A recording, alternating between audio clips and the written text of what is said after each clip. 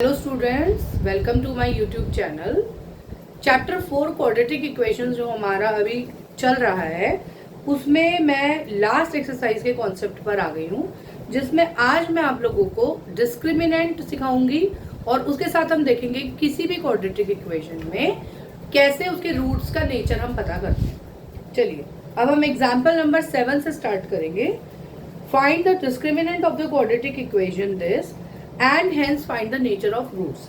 Okay, सबसे पहले आप ये समझ लीजिए स्टूडेंट्स के डिस्क्रिमिनेंट क्या होता है। किसी भी क्वाड्रेटिक इक्वेशन का standard form ax² plus bx plus c equal to 0 होता है। इसके अकॉर्डिंग इसका डिस्क्रिमिनेंट का फॉर्मूला होगा d equal to b² minus 4ac। आप b की वैल्यू डालोगे, जो भी इक्वेशन में b होगा, minus 4 multiply by a multiply by c, ये आपका डिस्क्रिमिनेंट आ जाएगा। अब तीन कंडीशंस होती हैं, तीन तरह के रूट्स हो सकते हैं, वो डिपेंड करता है कि आपका डी क्या आ रहा है। तो पहला है if D is greater than 0। अगर आपका डी 0 से बड़ा कोई भी नंबर आ रहा है, then two real roots exist. तो उस इक्वेशन के लिए दो रियल रूट्स एग्जिस्ट करते हैं। रूट्स सीखेंगे हम लोग बाद में कि रूट्स कैसे निकालते हैं, पहले हम नेचर ऑफ रूट्स कर रहे हैं। सेकंड पॉइंट होता है कि if b is less than 0, मान लीजिए d कोई नेगेटिव नंबर आ रहा है या 0 से कोई भी छोटा नंबर आ रहा है, तो उसमें आप लिखोगे नो रूट्स एग्जिस्ट।